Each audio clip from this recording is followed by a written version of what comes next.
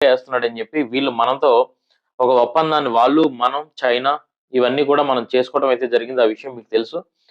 So, అప్పటి నుంచి కూడా ఇంకా థ్రెట్ ఎక్కువగా పెరిగింది. దట్టు ఇప్పుడు ఆల్రెడీ రష్యాకి, ఉక్రెయిన్‌కి వార్ ఆల్రెడీ జరుగుతుంది చాలా కాలం నుండి.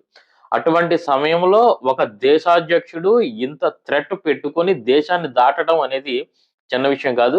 సో, యాక్చువల్‌గా ఏంటంటే కంప్లీట్‌గా మొన్న ఏదైతే ఉందో కంప్లీట్‌గా ఇండియన్ ఏవియేషన్ లేదా వరల్డ్ ఏవియేషన్‌లో అత్యధికంగా ట్రాక్ చేసినటువంటి ఫ్లైట్ ఏదైనా ఉందా అంటే అది పుతిన్ ప్రయాణించినటువంటి ఫ్లైట్‌నే ఎక్కువగా ట్రాక్ చేశారనమాట.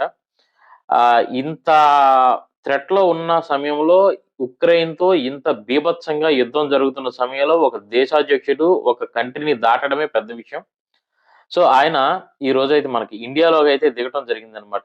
సో, ఇప్పుడంతా కూడా కంప్లీట్‌గా ఈ ఇండియాలో దిగిన దగ్గర నుంచి కూడా రష్యా అధ్యక్షుడు తినే